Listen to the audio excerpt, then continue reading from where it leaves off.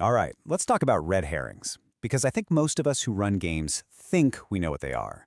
But what if I told you that the common understanding is, well, kind of wrong and maybe even a little bit harmful for your games?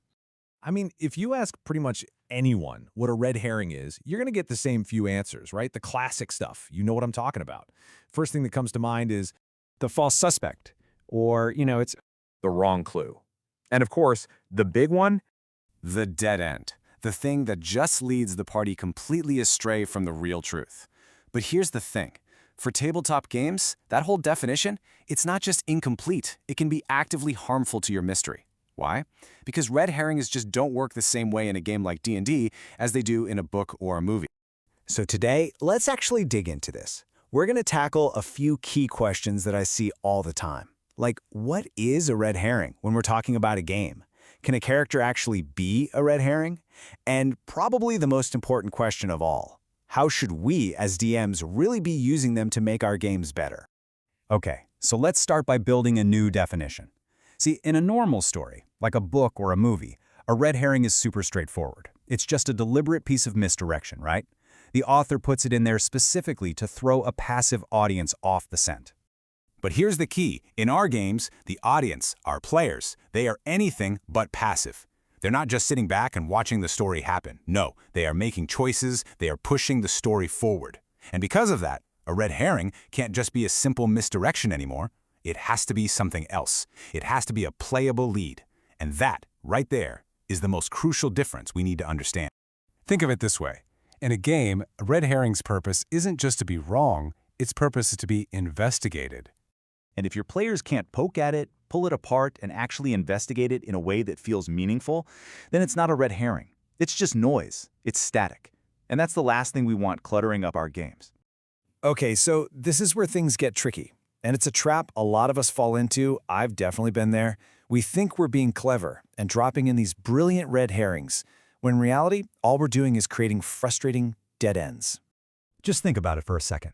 Have you ever dropped in a few random details that have nothing to do with anything? Or maybe some flavor text that feels all mysterious and suspicious but actually leads nowhere? What about that one NPC whose only job seems to be wasting an hour of your player's time? Or a clue that, when they finally get it, gives them zero new information? Yeah, none of that stuff, those are not red herrings. Because here's the deal.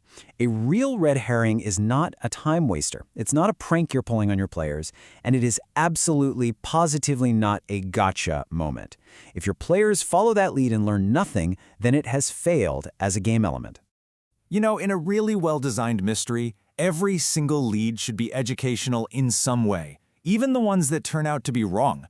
Because chasing down a false path can and should still teach your players something important about the world, the other characters, or the bigger story that's unfolding. All right, so that brings us to the big character question. Can an NPC be a red herring? Oh, absolutely. But it's way more interesting than just, oops, they weren't the killer.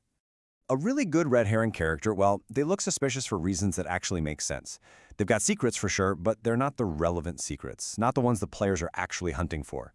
Their behavior seems to point to a totally different, incorrect explanation for the crime. And the best part is, when your players investigate them, they don't hit a brick wall. They find partial truths. See, a well-written red herring character doesn't just lie for the sake of it. They lie for their own completely logical reasons, reasons that make perfect sense within the story. You know, maybe they're covering up an affair, or trying to protect a family member, or maybe they're hiding a totally different crime that has nothing to do with the murder. Okay, let's circle back to that fundamental difference between games and stories. It's so important. Remember, in a book, a red herring's job is to fool the audience. But in a game, its job is to create choices. And that distinction, it's everything. Your goal as a game master isn't to lock the truth away in some impossible-to-open box. Your real job is to present your players with multiple, believable, competing theories for what's going on. The real tension in a great mystery game doesn't come from your players being totally confused. It comes from them being uncertain about which correct path to take. It's the difference between your players saying, okay, we have 2 or 3 solid leads here. Which one makes the most sense to follow? Versus them just throwing their hands up and saying, I have literally no idea what's going on. We want the first one, not the second. So what's the real point of all this? What's the true purpose of a good red herring? Well, It's not just about misdirection. It's about making your mystery, and by extension, your entire world, feel rich and real. A great red herring isn't a dead end. It's a side road that reveals more of the landscape. They're at their best when they deepen the setting, when they reveal the messy social dynamics of a town, when they show that NPCs have their own competing motives.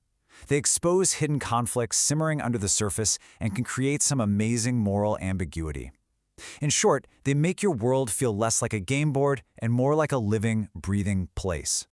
And here's the ultimate test for any red herring you create. If you took it out of your adventure, would the mystery just become easier, or would it become shallower? If the answer is shallower, you've got a winner. It really all boils down to one key shift in thinking. Stop thinking about deception and start thinking about complexity. Good red herrings make an investigation feel real, not because they're confusing, but because real life is messy and complicated. So, here's the final thought I want to leave you with. If you treat your red herrings like simple lies, they're probably going to break your game. But if you treat them as compelling, complicated, partial truths, well, they're going to make it so much stronger.